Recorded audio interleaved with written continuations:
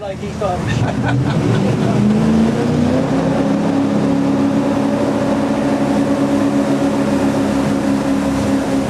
How many years did you play with Ted?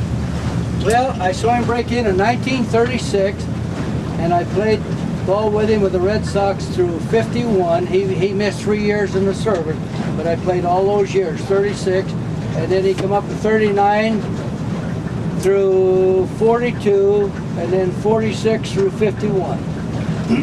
Now you said, we were just talking about, you know, just the raw talent he had. And when I was a kid growing up, and even after getting acquainted with him and you in particular, but him a little bit, you know, you would hear people say that he was the greatest baseball hitter of all times. Of course, not the most home runs. Everybody says that. But the greatest baseball hitter and also the greatest fisherman. You know? Yeah, right. I'd say that too.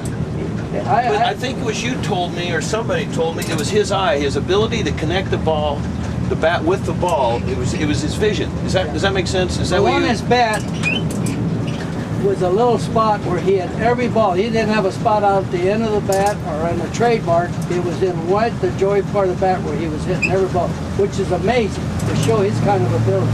Yeah. Just give me a base hit. Huh? Just give me a base hit. Get on base or knock that guy in. He had, I don't know, he just had that great makeup of... natural talent or the knack? Well, he had great natural talent, but he worked very hard at it too. He did, yes. He was like Ben Hogan in golf. He was creative, thinker.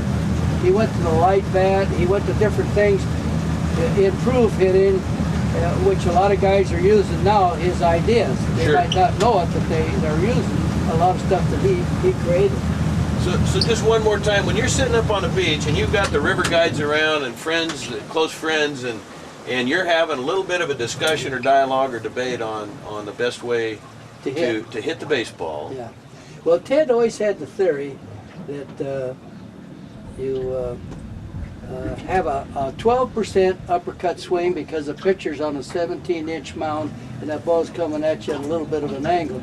And he swore up and down that you had to have that slide. And I always felt like that I wanted to see more of a level swing because there's a tendency of guys missing too many balls underneath. So we used to argue that point, and he loved to argue with me.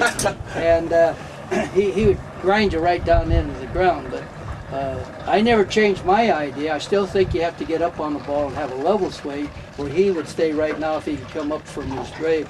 You have to have a slight uppercut swing, and that's what we battle on the great debate up there on that hitting clinic, and it's in that. You'll get a kick out of that film if I send it. Oh, I'd love to see it. Yeah. He had it down to a certain degree in swing there, 12%. Oh, yeah. He had everything right down to the... Yeah. And how can you argue with a 344 light tine hitter?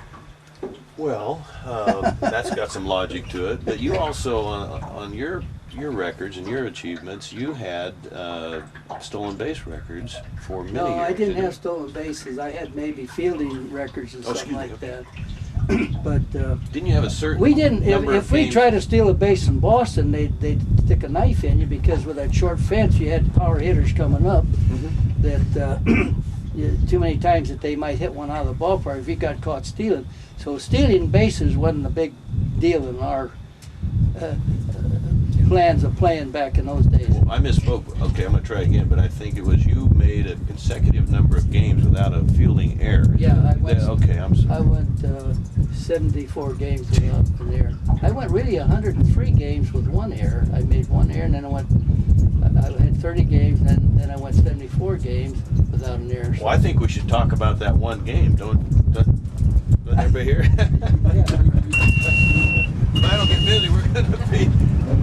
Boy, if it had been about a week earlier, the river had come up, and I think that's what broke the moss loose, and there was a big rock, we would have went right over it. Sometimes those rocks just jump right out in front of you, don't they? Boy, boy. Yeah,